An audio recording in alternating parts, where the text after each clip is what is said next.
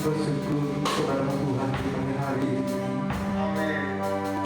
Kita tahu atas kehidupan kami, kita tahu pertemuan kami Tuhan.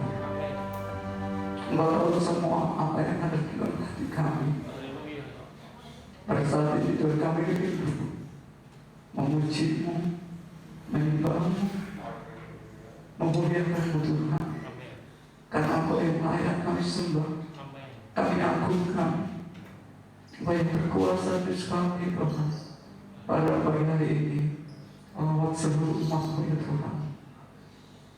Kami rindu suasana sudah hadir di tempat ini, memberkati kami, membentuk kami untuk lebih semangat lagi di dalam melayani Engkau Tuhan.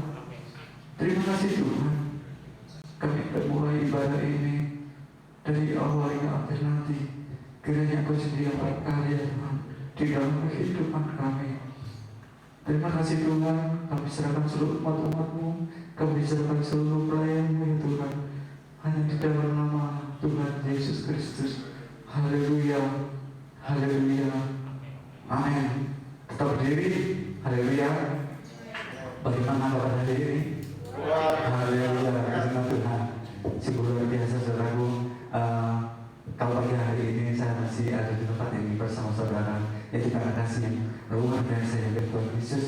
Karena saya baru dengar kemarin lusa saudaraku, saya baru ngobrol ada teman sekelas saya SMP-nya bersama istri satu kelas, dan waktu SMK bersama saya satu kelas. Dia sudah lagi sudah pensiun, ternyata dia sudah pensiun saudaraku, dia sudah pulang ke rumah Tuhan. Dan saya tidak ada Tuhan luar biasa berikan kesempatan untuk pagi hari ini. Saya merasakan luar biasa. Kalau teman-teman saya banyak yang sudah pulang, tapi saya belum pulang dan belum waktunya. Biar apa yang kita berikan kesempatan untuk melayani Tuhan, layanilah Tuhan saudaraku. Semua masih ada kesempatan, ada kekuatan, maju terus melayani Tuhan. Amin. Haleluya. Bersyukurlah.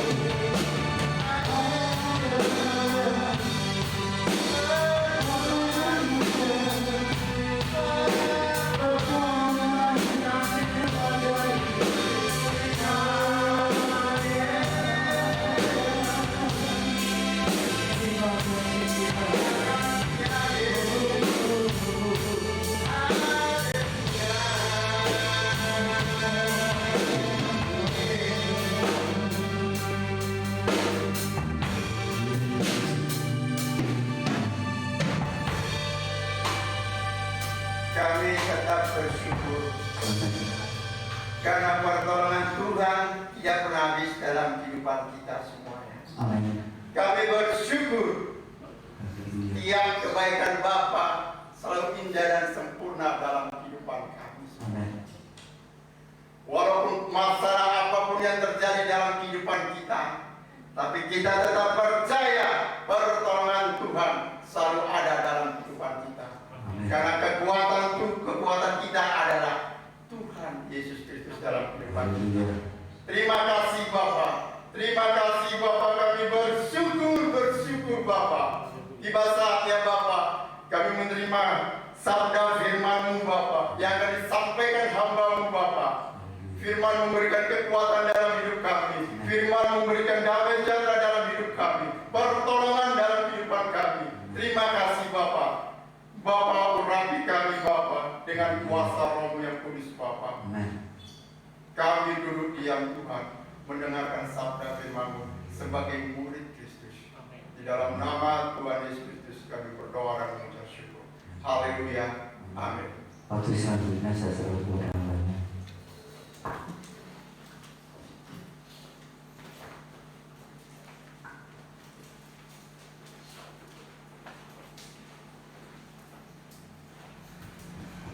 Puji Tuhan saudara-saudara sekalian, jemaat Alpha Omega. Terima kasih kepada Tuhan Yesus, Imam Besar Agung, yang sudah mengizinkan saya untuk membawakan firman Tuhan pada pagi hari ini.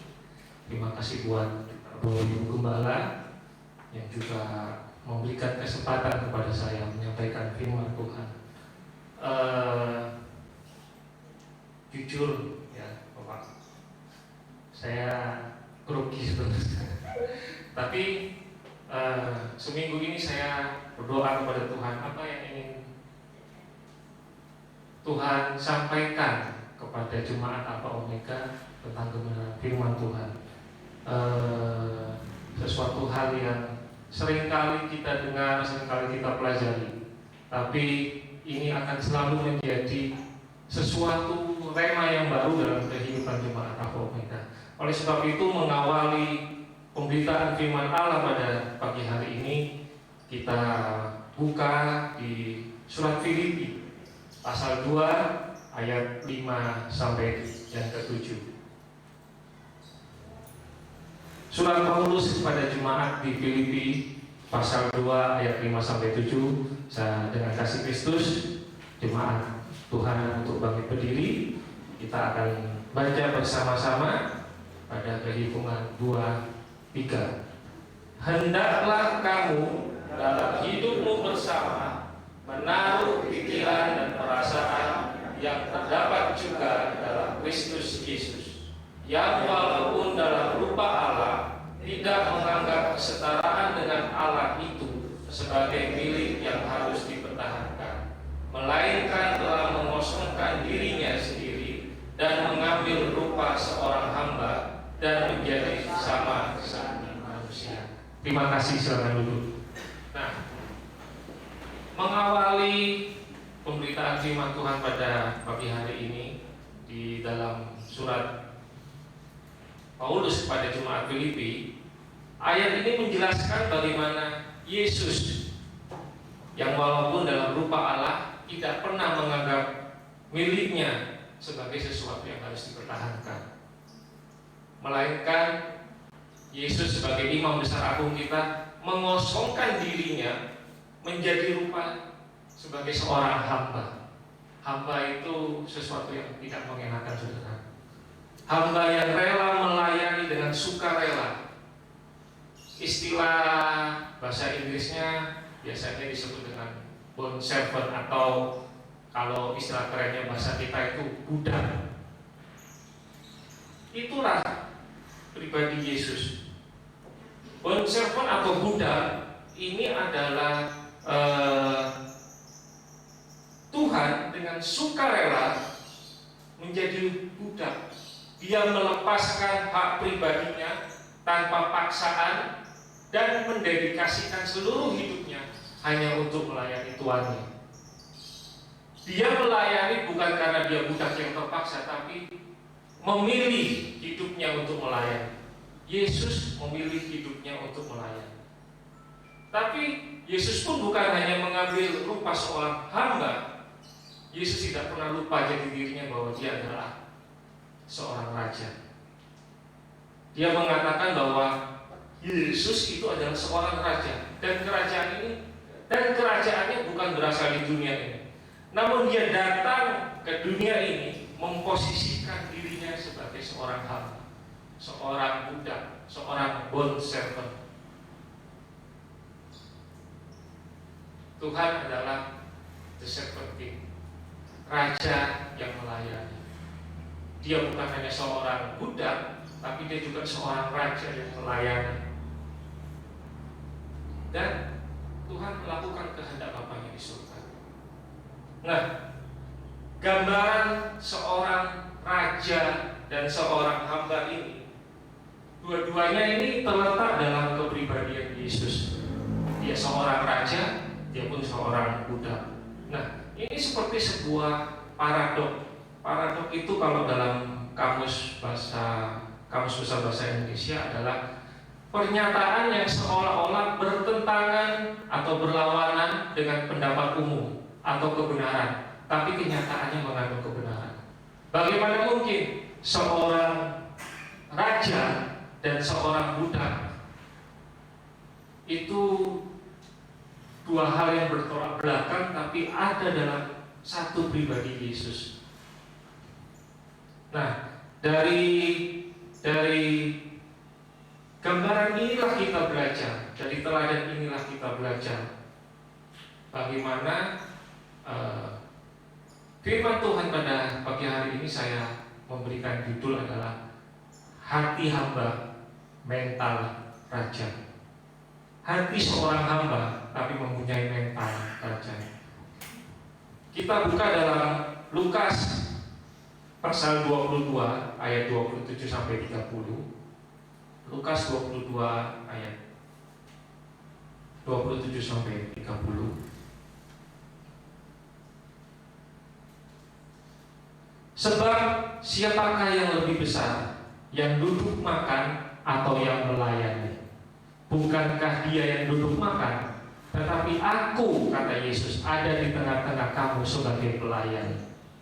Kamulah yang tetap tinggal bersama-sama dengan aku dalam segala pencobaan yang aku alami.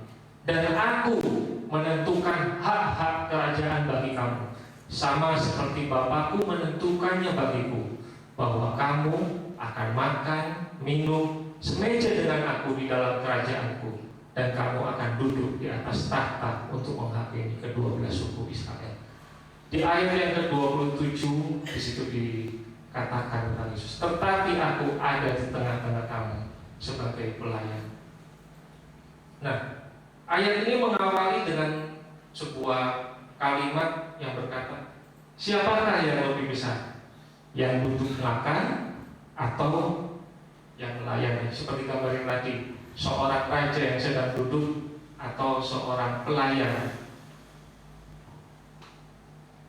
Tuhan menginginkan kita menjadi kepala bukan ekor, terus naik dan tidak pernah turun. Namun kenyataannya tidak seperti itu ya saudara-saudara.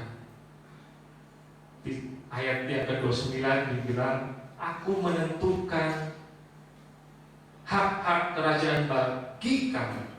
Sebagaimana Yesus ditetapkan sebagai raja oleh Bapaknya di surga, Yesus juga yang akan menentukan hak-hak kita sebagai anak raja. Kita akan makan semeja serta memerintah bersama dengan Yesus.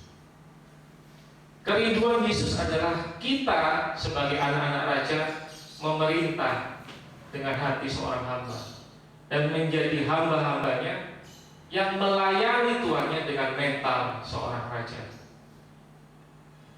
Inilah contoh dari pribadi Yesus yang harus kita tiru, bahwa kita harus bisa menjadi seorang hambanya tapi mempunyai mental seorang raja. Tapi di satu sisi yang lain, kita sebagai anak-anak raja, kita juga tetap harus mempunyai hati yang hamba, hati yang penuh dengan rendah diri. Ini tantangan yang sangat sulit bagi saudara dan saya, kita semua anak-anak Tuhan. Karena banyak raja, banyak pemimpin di dunia ini yang memimpin tapi tidak mempunyai mental seorang hamba. Mentalnya hanya sebagai seorang raja, minta dihormati, minta didahulukan, harus diutamakan. Tidak ada mental seorang hamba. Tapi Yesus, dia datang ke dunia sebagai raja dan juga sebagai hamba. Di dalam Markus 10 ayat 42 sampai 43, kita akan selalu bergerak di Markus ini ya. Markus 10 ayat 42 sampai 43.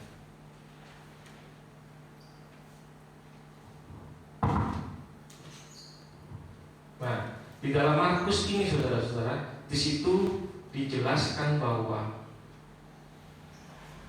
perikop di situ dijelaskan bahwa bukan memerintah melainkan melayani.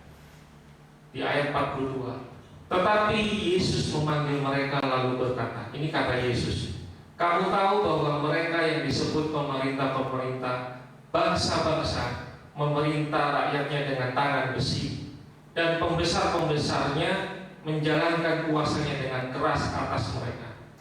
tidak demikian di antara kamu. Barang siapa ingin menjadi besar di antara kamu, hendaklah ia menjadi pelayan.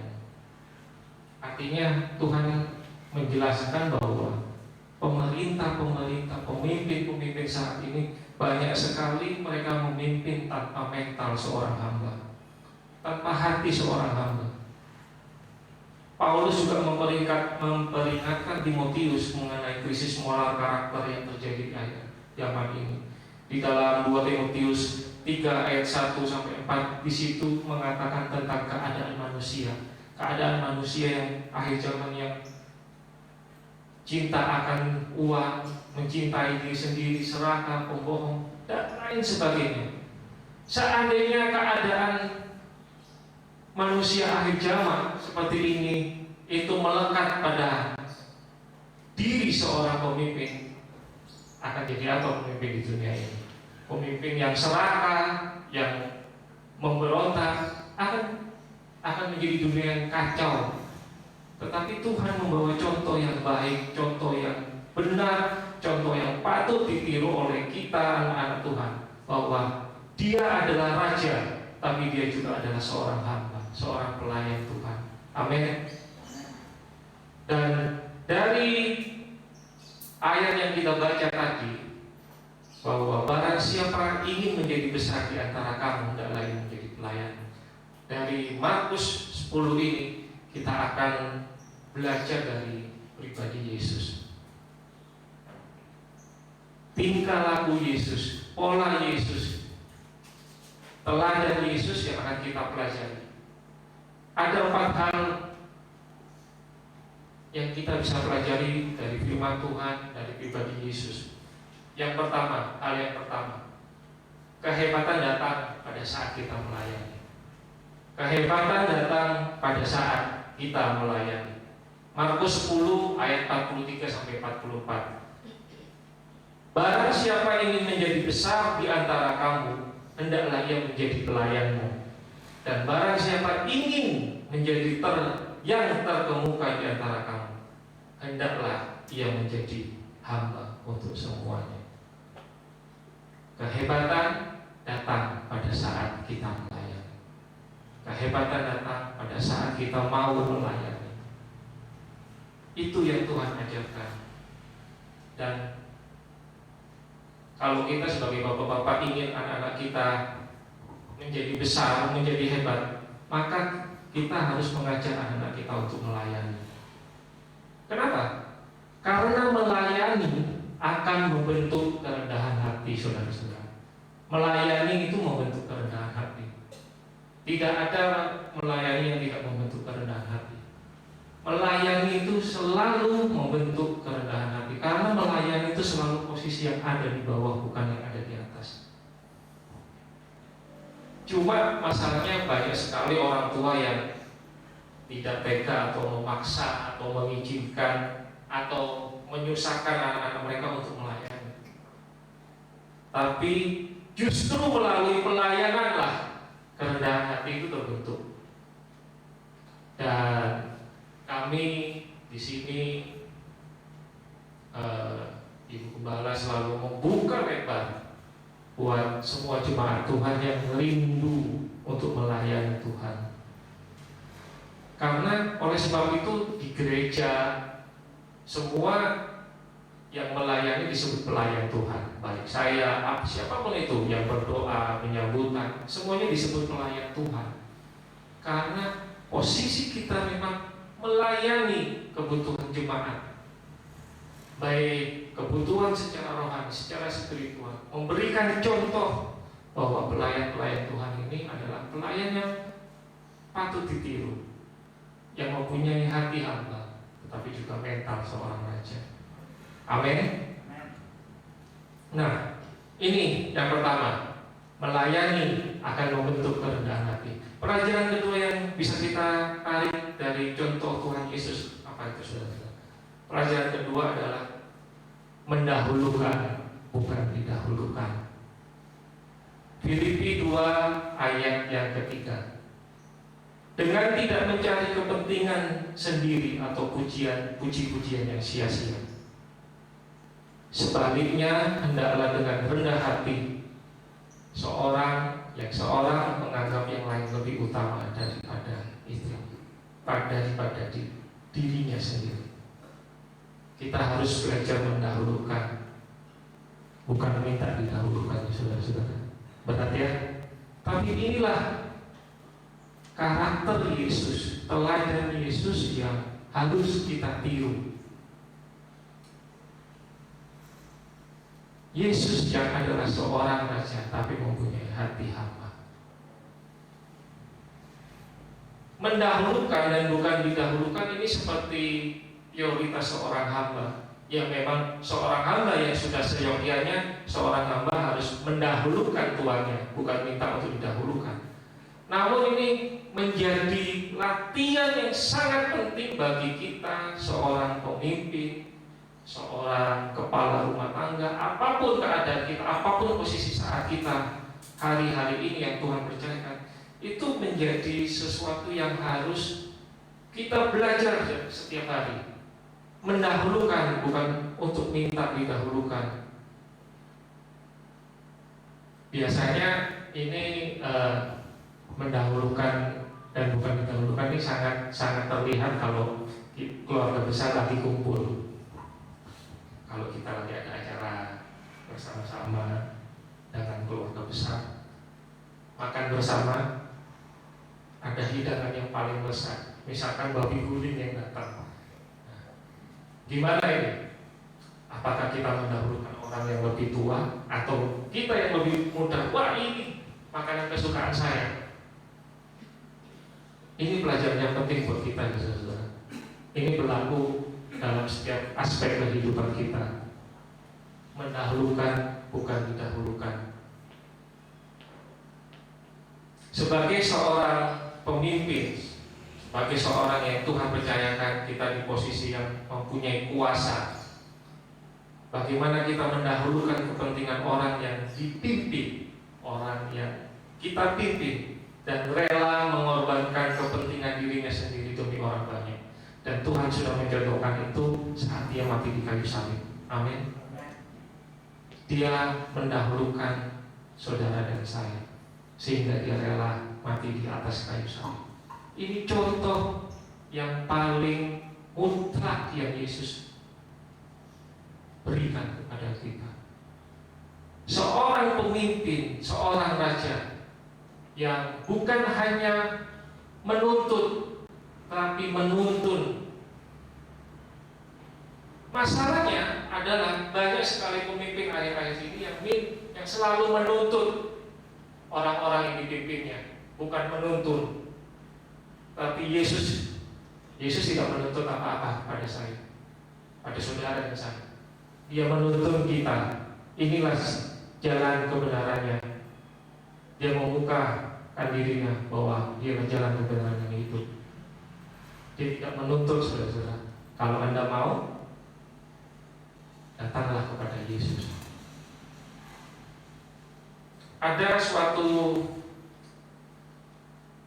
di Mazmur 78 ayat 72, Yesus berkata, Ia mengembalakan mereka dengan ketulusan hatinya dan menuntun mereka dengan kecakapan tangannya.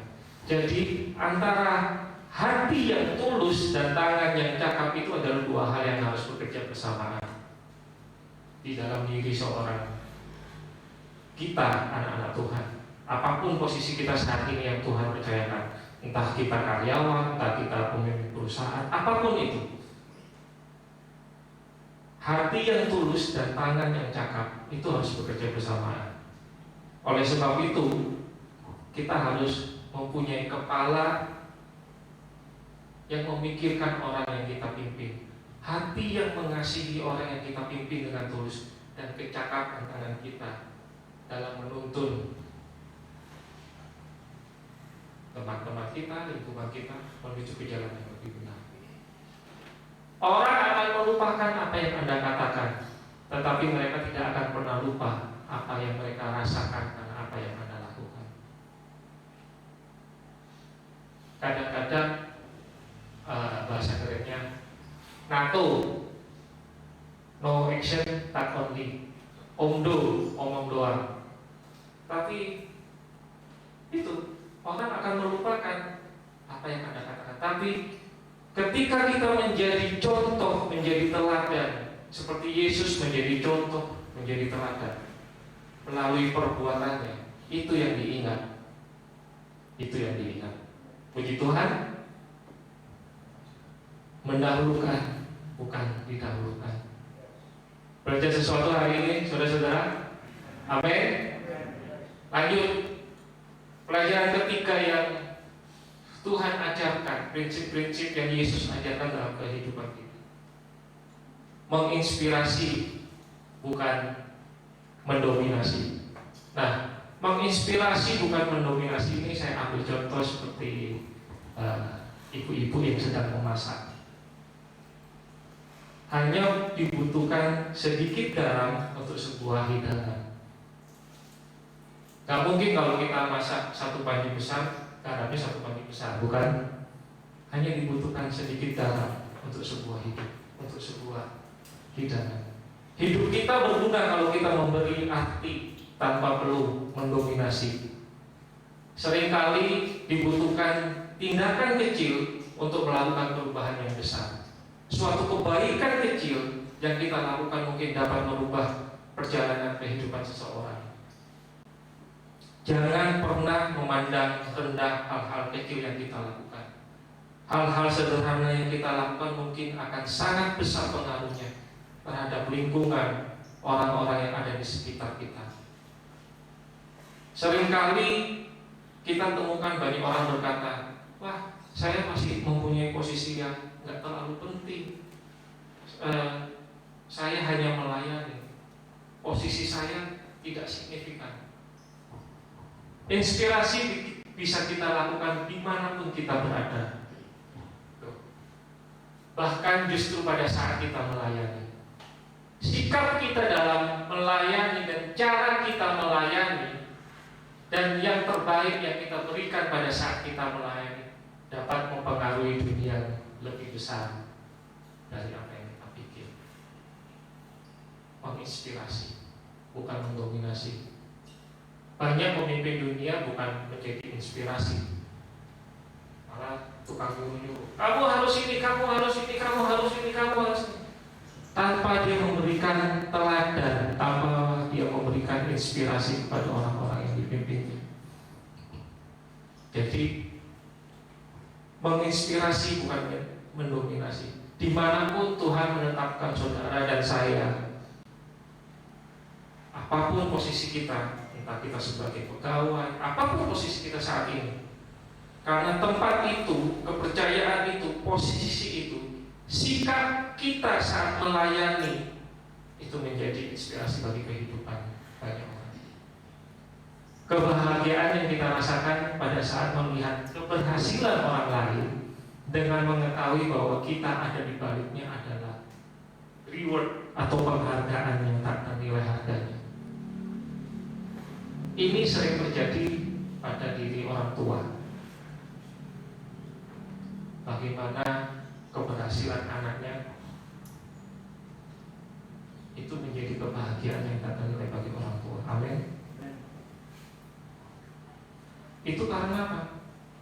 Karena inspirasi dari orang tuanya yang menginspirasi kehidupan anak-anaknya. Begitupun dengan Tuhan. Bagaimana Tuhan menginspirasi kehidupan saudara dan saya melalui kebenaran firman Tuhan. Pelayanan Tuhan Yesus hanya 3,5 tahun di dunia. Waktu yang sangat singkat, tapi itu menjadi waktu yang sangat efektif buat Tuhan.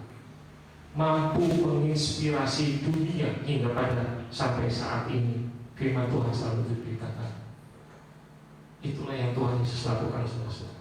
Menginspirasi bukan mendominasi.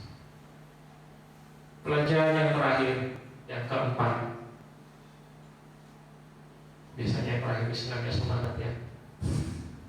Pelajaran yang terakhir adalah memberdayakan, bukan memanfaatkan. Raja yang memanfaatkan itu sudah biasa, tetapi raja yang sungguh-sungguh memberdayakan itu baru luar biasa. Roma 15 ayat yang kedua. Setiap orang di antara kita harus mencari kesenangan sesama kita demi kebaikannya untuk membangunnya. Artinya memberdayakan, bukan manfaat. Salah satu contoh yang Alkitab tulis saat Yesus memberdayakan, yaitu saat Yesus memanggil murid-muridnya yang pertama, Petrus dan Yakobus. Mulai saat ini engkau menjadi penjala manusia. Itu memberdayakan, saudara-saudara, bukan memanfaatkan.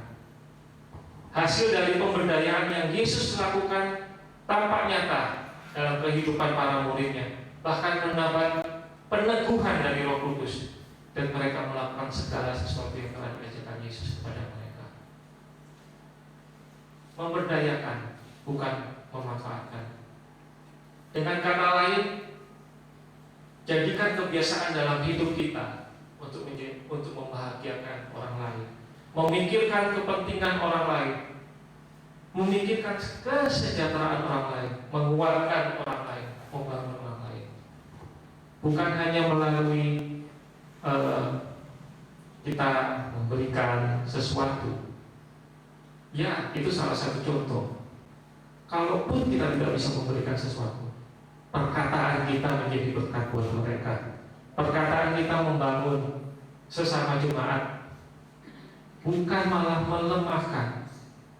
Sebagai jemaat Tuhan, jemaat Alpha Omega khususnya, marilah perkataan kita itu perkataan yang membangun, menguatkan hal-hal yang kecil, hal-hal yang sepele tapi mempunyai dampak yang luar biasa. Markus 10 ayat 45. Ini salah satu perkataan Yesus. Karena anak manusia juga datang bukan untuk dilayani, melainkan untuk melayani dan untuk memberikan nyawanya menjadi tebusan bagi anak banyak orang. Yesus tidak hanya datang ke dunia untuk melayani, tapi Dia memberikan nyawanya untuk menebus kita, mengembalikan kita kepada posisi dan panggilan kita semula untuk menjadi anak-anaknya. Jadi buat kita para jemaat Tuhan, marilah kita tiru dari apa yang Yesus teladani. Apapun posisi kehidupan kita saat ini, dimanapun itu, ketahuilah bahwa Tuhan sudah membayar lunas semuanya untuk saudara dan saya. Jadi dimanapun posisi Anda saat ini, jangan pernah lupa jadi diri Anda sesungguhnya bahwa kita adalah anak-anak raja. Ingat, kita adalah anak-anak raja. Semua tempat pelajaran tadi kita pelajari. Pelajaran pertama, kehebatan datang pada saat kita melayani. Pelajaran kedua, mendahulukan bukan didahulukan. Pelajaran ketiga, menginspirasi bukan mendominasi. Keempat, memberdayakan bukan memanfaatkan. Ini semua bisa kita lakukan dalam kehidupan kita sehari-hari, saudara-saudara. Menjadi pelaku-pelaku firman Tuhan. Seperti contoh gambar di sini, seorang raja dan seorang hamba. Dua pribadi ini ada dalam diri Yesus. Saya undang pemain musik untuk maju. Nah, sebelum saya menutup firman Tuhan dalam doa,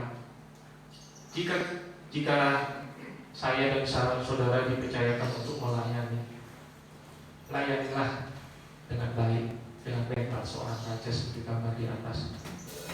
Maka saudara tidak perlu khawatir, tinggal tunggu waktunya Tuhan. Jubah dan mahkota itu akan berpindah kepada saudara. Tinggal tunggu waktunya Tuhan, jubah dan mahkota itu akan berpindah.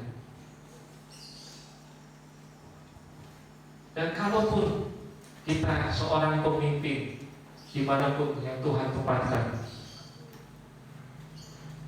dan kita belum mempunyai hati seorang hamba, yuk kita tanggalkan jubah mahkota ini dan kita ambil baju seorang hamba.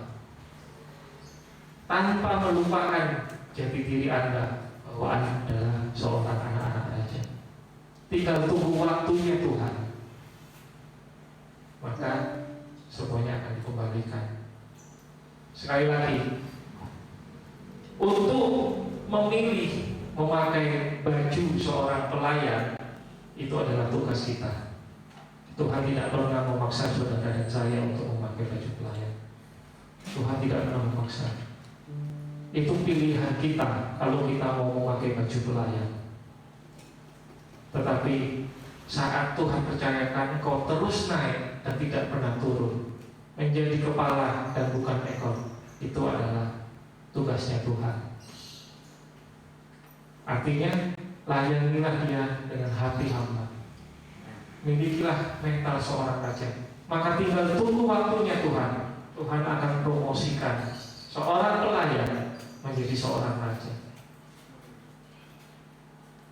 Hati hamba tetapi memiliki mental seorang raja. Belajar sesuatu hari ini, saudara-saudara. Puji Tuhan, Tuhan mengajarkan sesuatu yang penting dalam kehidupan kita, ya, supaya kita memiliki hati hamba, tetapi kita tidak pernah lupa kita adalah anak-anak raja. Begitupun ketika kita dipercayakan Tuhan menjadi anak-anak raja, menjadi pemimpin dimanapun, kita tidak pernah lupa bahwa kita berasal dari manusia yang penuh dengan dosa yang Tuhan angkat. Puji Tuhan. Mari kita bangkit berdiri. Ada suatu pujian yang menarik hati hamba. Ku tak membawa apapun juga, karena kita memang tidak membawa apa-apa. Saat kita lahir, kita dalam keadaan terancam. Begitupun kita dipanggil Tuhan, harta tidak akan membawa kita menjadi hidup kita lebih panjang. Haleluya.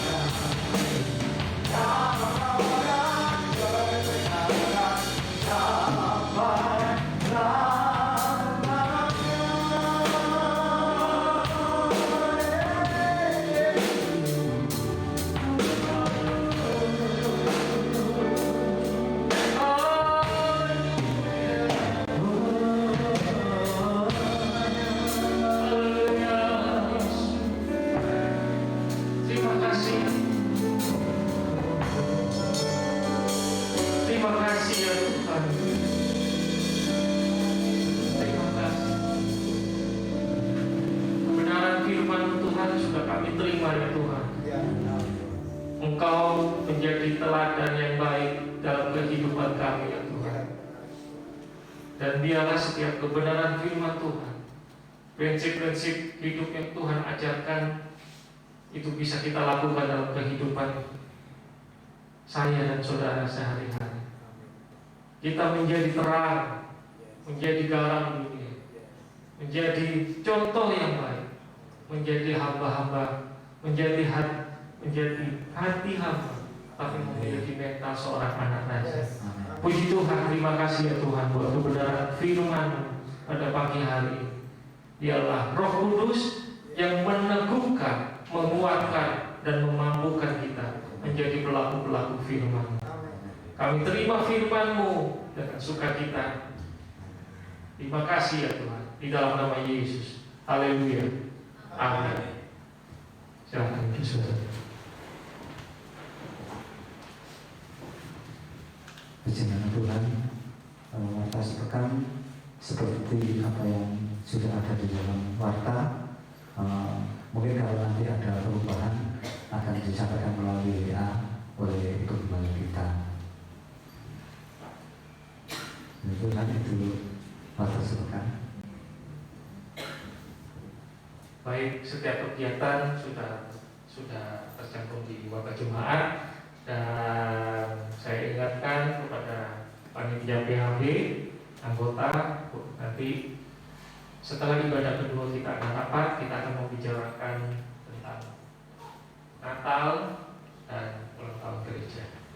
Dan ada pengumuman tentang renovasi gereja. Ini saudara-saudara, sekarang di atas sudah jauh lebih bagus ya. Sebelum dan sesudah, puji Tuhan, semua karena doa, bantuan semua dari Bapak Ibu, bahkan orang-orang yang sponsor apapun. Tuhan Yesus memberkati. Mari kita bagi berdiri, kita akhiri ibadah pada pagi hari ini. Kita naikkan inilah yang kemudian.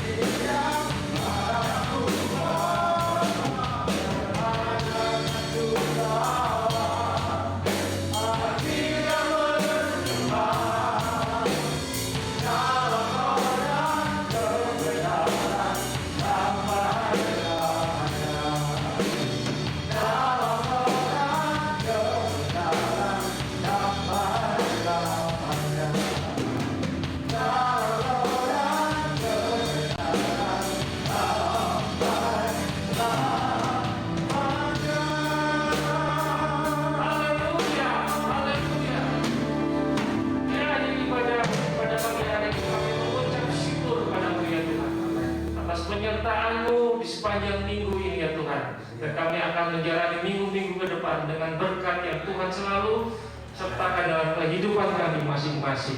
Berkati jemaat Tuhan yang sudah datang. Engkau menyampaikan di sini dengan selamat. Engkau juga akan membawa pulang jemaat-Mu ke rumah masing-masing dengan selamat tanpa kekurangan satu apapun. Setiap pemberian persembahan yang diberikan untuk pekerjaan Tuhan, pembangunan apapun itu, Tuhan yang melihat dan Tuhan yang memberkati. Berkati setiap kehidupan jemaat-Mu dalam pekerjaan, pendidikan, keluarga, anak, cucu, mantu, semuanya Tuhan memberkati. Kiranya melalui hari-hari ke depan Tuhan terus percayakan hal-hal yang baru dan kehidupan jemaat-Mu Tuhan di tempat ini. Terima kasih ya Tuhan, terima kasih. Mari kita angkat kedua belah tangan kita. Terimalah berkat kasih Bapa di surga. Kita kasih melalui pengorbanannya Yesus di atas kayu salib, serta persekutuan Roh Kudus dengan kehidupan saudara dan saya, menjadikan saudara berkat dimanapun saudara berada. Amin. Terimalah berkat ini hanya di dalam nama Bapa, Putra, dan Roh Kudus, yaitu di dalam nama Tuhan Yesus Kristus. Yang percaya katakan Amin. Selamat hari Minggu, Tuhan Yesus memberkati.